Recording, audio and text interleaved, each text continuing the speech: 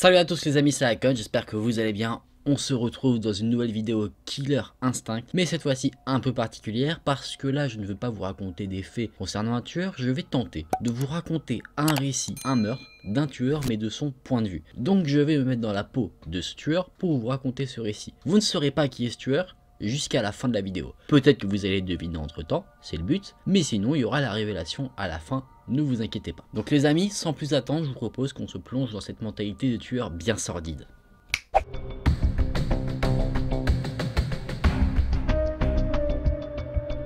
J'étais un déchet. Mais quelle année 1966. Oh non, non, non, non. Je n'ai pas toujours été un monstre. Je suis avant tout un homme. Comme vous. Je suis tombé amoureux, j'ai aimé, je me suis marié et j'ai même divorcé. Mon divorce m'a coûté très cher. J'étais sans argent et sans abri, mais j'ai toujours essayé de me refaire. J'étais toujours accompagné de mes vieux amis, une bouteille et de quoi planer un petit peu. Je cherchais quand même du travail, refaire ma vie, c'était ma priorité. Oh que j'en ai vu de beaux endroits, des asiles ou des foyers pour mecs comme moi. Tout aurait pu être si différent, si le destin ne s'était pas acharné contre moi. J'aurais pu devenir un marin, mais une erreur sur un bateau a brisé ce rêve de vie stable. J'ai été abattu, mais j'ai gardé espoir. J'ai trouvé un autre bateau. J'ai voulu fêter ça. J'allais enfin sortir de ce monde si sombre, de ma pauvreté. J'ai reçu un peu d'argent et je suis allé dans un bar. Il y avait ces trois gars, des marins selon leurs vêtements, qui festoyaient. J'ai décidé de me joindre à eux. On a parlé, on a fait connaissance, et ils ont fait quelque chose que je n'avais encore jamais vu. De leur veste, ils ont sorti des seringues et les ont plantées dans leurs bras. Ça n'avait pas l'air de faire si mal que ça. Et ils avaient l'air si heureux, ces bougres. Ils m'ont proposé de me joindre à leur bonheur. Et que fait un homme comme moi au fond du gouffre? Il accepte. Après ça, vient le trou noir. De ce qu'on m'a dit, j'ai erré pendant longtemps cette nuit-là. Très longtemps. Peut-être un peu trop longtemps. J'ai vu une lumière et comme une mouche, je me suis dirigé vers elle. Cette lumière, c'était un immeuble où plusieurs personnes vivaient. C'était des infirmières. J'étais hors de contrôle et je leur ai dit d'aller au fond de l'immeuble dans une pièce à l'arrière. Il y avait des lits disposés ici et là. Ça ressemblait à une chambre, plutôt miteuse, mais toujours plus chic que là où je vivais. Elles avaient peur. Elles tremblaient, les petites. Ah là là. Peut-être était-ce mon arme qui les terrifiait. Je leur ai fait les poches, mais elles étaient toutes quasiment aussi pauvres que moi. 100 $ à peine. C'est la seule chose que j'ai réussi à retirer d'elles. C'est donc ça ce qu'on donne à celles qui sont censées sauver nos vies, aussi misérables que moi. Je ne sentais pas ces femmes. Je les ai toujours détestées. Elles gémissaient un peu trop à mon goût. J'ai attrapé un drap déchiré et je les ai attachées avec pour qu'elles arrêtent de gémir. Elles étaient si agaçantes. D'autres sont arrivées pendant la nuit. Comme moi, des mouches attirées par la lumière peut-être. Elles ont connu le même sort que celles qui étaient déjà attachées. J'avais là une belle brochette d'infirmière. J'ai cru que j'aurais pu ouvrir mon propre hôpital. J'aurais sûrement gagné plus que ce que j'avais actuellement. Elles étaient toutes là, si impuissantes devant moi. Je dois bien vous avouer une chose, ça me faisait du bien. Mais il y avait quelque chose qui ne me plaisait pas dans tout ça. Elles ne couinaient pas. Je voyais la terreur dans leurs yeux, qu'elles me craignaient, mais elles n'hurlaient pas. J'entendais uniquement quelques gémissements, mais rien de plus. Elles ne faisaient que m'obéir, comme si j'étais leur berger. Les unes après les autres, je les ai sorties de la chambre où elles étaient. Quelle ironie! C'est à ce moment-là que je me souviens que l'une d'entre elles ressemblait à mon ex-femme. Ah, mon ex-femme. Celle-là a eu droit à une attention de ma part toute particulière. Une fois que j'avais escorté chacune d'entre elles à l'extérieur, enfin, le silence. Il n'y avait plus personne pour gémir. Je me souviens après ça être reparti. Et encore une fois, un trou noir. Je me suis réveillé le lendemain, le 14 juillet, à 11 h, dans ma chambre miteuse.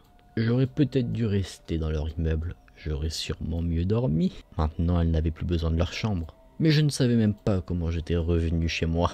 De mémoire, les trous noirs, c'était ma spécialité. Je ne me rappelais de rien. Et je ne comprenais pas ce que je voyais. Mes mains étaient recouvertes de rouge. À l'odeur et à la texture, je crois bien que c'était du sang. Dans ma main droite, je tenais un revolver. C'était vraiment un sacré jouet. Mais où est-ce que j'ai eu ce truc, moi? Quand je suis allé me chercher de quoi oublier cette journée pourrie, on m'a appris qu'il y avait eu un massacre la veille. C'était un gars, un peu chic, qui m'avait dit ça. De ce qu'il savait, 8 infirmières avaient été brutalement assassinées. Qui serait assez fou pour faire une chose comme ça? Peut-être moi? Je me souviens très bien avoir répondu à cette personne. J'espère que la police va l'attraper. De ce que je sais, la police a mis un bon bout de temps avant de trouver et d'arrêter le responsable de ce petit massacre. J'ai appris que c'était moi qui étais recherché, mais seulement quand j'ai été arrêté à l'hôpital. J'avais essayé de partir de ce monde, mais visiblement, je ne sais pas faire les choses bien. Il y avait une survivante de mon massacre qui m'a décrit à la police, et c'est comme ça qu'ils ont eu mon nom et qu'ils m'ont trouvé. Je n'avais même pas remarqué que celle-ci s'était cachée sous le lit. Je devais être dans un sacré état encore. Beaucoup de psys ont voulu me déchiffrer, comprendre pourquoi j'avais fait ce que j'avais fait. Ces fous sont allés jusqu'à chercher dans mon enfance comme quoi j'aurais une haine des femmes à cause de ma mère. Cette garce a remplacé mon père. Mais ce n'est pas pour autant que je hais les femmes. Ils ont même dit que mes problèmes médicaux de jeunesse pouvaient être facteurs de mon état actuel. Ou encore que l'alcool exacerbait mon agressivité. Moi, alors que je suis doux comme un agneau. D'autres ont dit que j'étais simplement un psychopathe. Ces abrutis n'ont jamais compris que j'étais simplement un gars qui passait par là. C'est l'enquête des policiers qui m'a indiqué comment s'était procédée cette fameuse soirée. À l'origine, j'étais apparemment entré dans l'immeuble pour un cambriolage. Ah, c'est vrai que ça me ressemble. Et l'alcool et la drogue que j'avais consommé ce soir-là serait la principale cause que tout dégénère en crime du siècle. Quel honneur, dis donc. Pour mon procès, j'étais fauché. Ils m'ont refilé un avocat commis d'office. Il a voulu me défendre en disant que j'étais un fou. Le fou, c'était plutôt lui. J'avais l'impression qu'à ce procès, le seul sans d'esprit, c'était moi. Il a tenté tellement de manœuvres pour me sortir d'affaire. Mais je ne lui faisais pas confiance. Ce procès, je n'avais pas envie de le faire. Je ne voulais pas participer à cette mascarade. Le principal argument de ceux qui voulaient ma peau, c'était la gamine qui s'était cachée sous son lit. Et effectivement, maintenant que je la vois, elle me disait bien quelque chose. Je me souviens qu'elle était restée la plus en arrière dans le petit groupe ce soir-là. Elle a fait preuve d'un tel courage. Un couple a dit que j'étais dans leur établissement le soir des meurtres et que je ne pouvais donc pas être responsable du massacre. Honnêtement, ça ne me dit rien. Mais ça devait être des bons gars.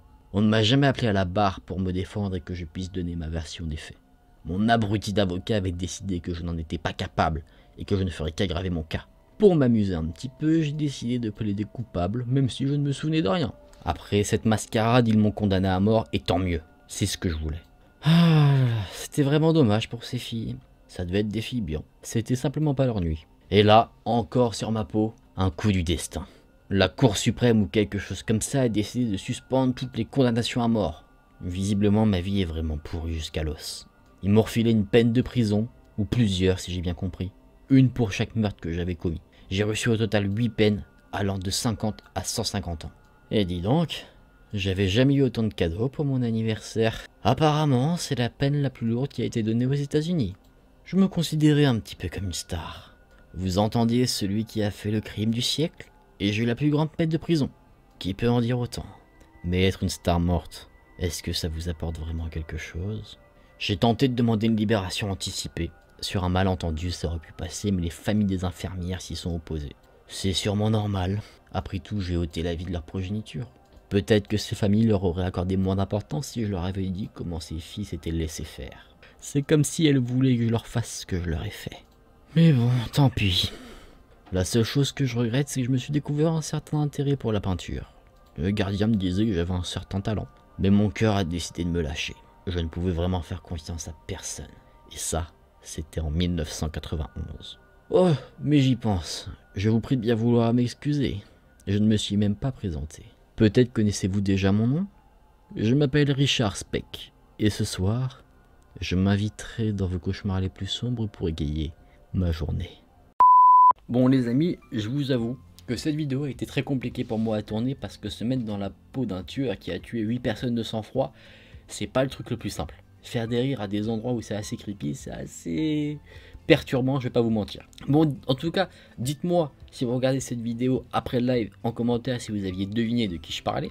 Et vous en live, avez-vous deviné que je parlais de Richard Speck, ce fameux tueur qui a fait un massacre en une soirée en tuant en 1966 8 personnes dans un immeuble, de sang-froid. Dites-moi d'ailleurs si ce petit format-là, se mettre un peu dans la peau d'un tueur, essayer de faire en sorte que le tueur raconte son histoire, vous intéresse, si ça vous a plu, si ça vous a même donné des petits frissons. Je sais pas du tout, au moment où je tourne la vidéo, ce que ça rend. J'espère que ça rendra bien, je compte sur vous pour me le dire. En tout cas, si la vidéo vous a plu, n'hésitez pas à liker la vidéo et à vous abonner à la chaîne. Nous, on se retrouve très vite dans une prochaine vidéo ou dans la suite du live.